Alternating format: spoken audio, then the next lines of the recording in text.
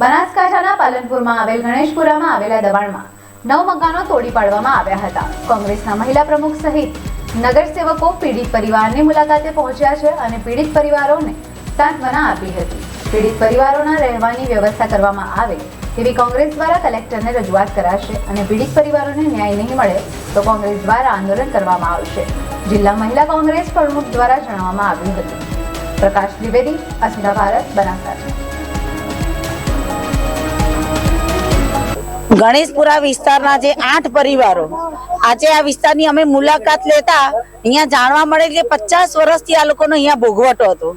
નગરપાલિકાએ અચાનક આવી અને જંગલ રાજની જેમ આ લોકોના મકાનો તોડી નાખ્યા છે।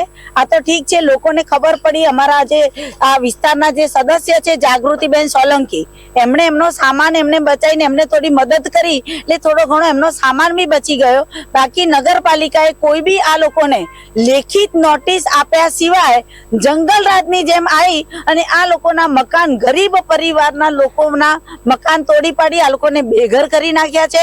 ગરીબ પરિવારો છે જે લોકોને ખાવાના ફાંફા હોય છે, બાળકો સ્કૂલે જતા હોય છે, નાનું અમુક બાળક તો હજી એટલા નાના બાળક છે જેને હજી ઘોડિયામાં લોકો ઈંચોડે એવું નાનું બાળક છે, એવા પરિવાર બેઘર થઈ ગયા છે। ત્યારે અમે લોકો આ લોકોની આજે વિસ્તારના લોકોની મુલાકાત લેતા સાંત્વના આપી છે અને અમે એમની સાથે છીએ કે નગરપાલિકા જે લોકોનું દબાણ હટાવે, મકાન તોડવાના હોય એના અમુક સમય પહેલા એને લેખિતમાં નોટિસ આપે કે ભાઈ આ તમારા ઘર ખાલી કરવાના છે, પણ વગર નોટિસ એ નગરપાલિકાએ તોડી નાખ્યું છે। એટલે નગરપાલિકાએ ગંભીર ભૂલ કરી અને ગુનો કર્યો છે। આ અમે લોકો એમની સાથે છીએ અને રજૂઆત કરવાના છીએ। આ લોકોએ કલેક્ટર સાહેબશ્રીને રજૂઆત કરી છે અને 3 દિવસની મુદત આપી છે। 3 દિવસ બાદ જો આ લોકોને ઘરની સામે ઘર નહીં મળે, કોઈ સુવિધા નહીં મળે તો અમે પણ એ લોકોની સાથે આંદોલન કરીશું એવી આપના માધ્યમથી કલેક્ટર સાહેબશ્રીને અને નગરપાલિકાના ચીફ ઓફિસરને અમે જણાવીએ છીએ।